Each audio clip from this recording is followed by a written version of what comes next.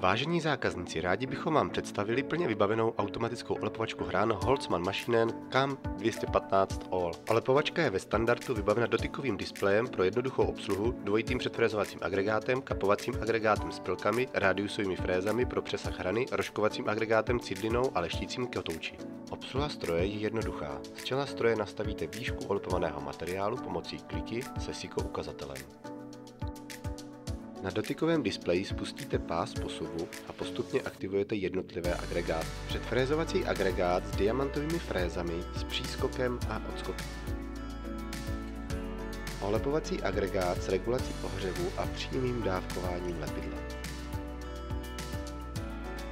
Frézovací jednotka s rádiusovými frézami pro frézování přesahu hrany z horní a spodní strany dílce. Kapovací agregát pro přesné zakrácení hrany na začátku a konci dílce pomocí dvou kapovacích kotoučů.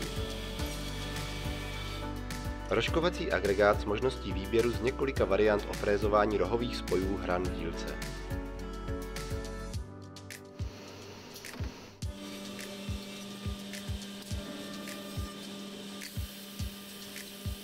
Profilové cidliny pro dokonalé začištění přesahů hran.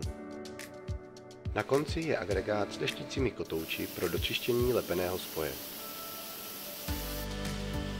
S pneumatickým vstupním pístem víte přesně, kdy můžete vložit další dílec. Předfrézovací agregát dílec ofrézuje, následně se nanese lepidlo a hrana je přitláčena na dílec. Kapovací pilky zakrátí přesah hrany na koncích a frézy spolu s rádiusovými cidlinami na plochách. Poté můžete zvolit ofrézování rohu rožkovacím agregátem a na konci je spoj přeleštěn leštícími kotouči. Doporučujeme odbornou montáž a zaškolení naším servisním týmem.